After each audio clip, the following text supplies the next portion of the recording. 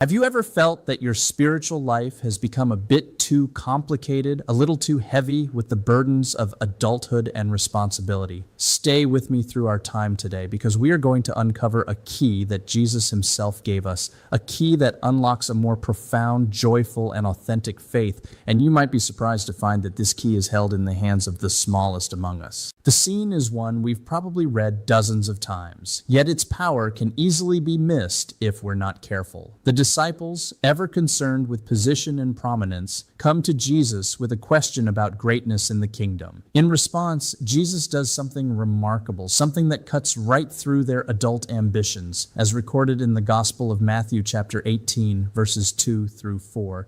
Then Jesus called a little child to him, set him in the midst of them, and said, "Assuredly I say to you, unless you are converted and become as little children, you will by no means enter the kingdom of heaven. Therefore, whoever humbles himself as this little child is the greatest in the kingdom of heaven." I want you to let the weight of that statement settle on your heart for a moment. All the things we chase after, all the ways we try to prove our worth and our spiritual maturity are set aside by the Son of God. He points to a child, a being of simplicity, dependence, and trust, and declares, "That is the model for greatness." This is not a sentimental suggestion. It is a divine requirement for entry into the kingdom, a complete reordering of our values that turns the world's definition of success completely upside down.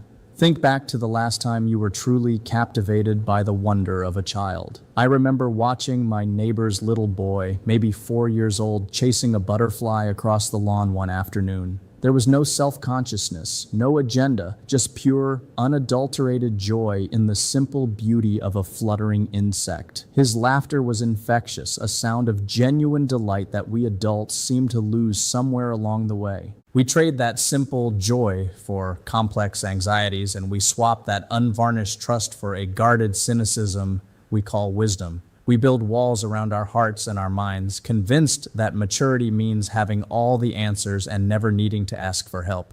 But in doing so, we drift further from the very heart of the Father, who longs for us to come to him with the open hands and trusting heart of a little child who knows without a doubt that they are loved and cared for. Perhaps this is why Jesus began his teaching on the subject, not with what we can learn from children, but with our profound responsibility toward them.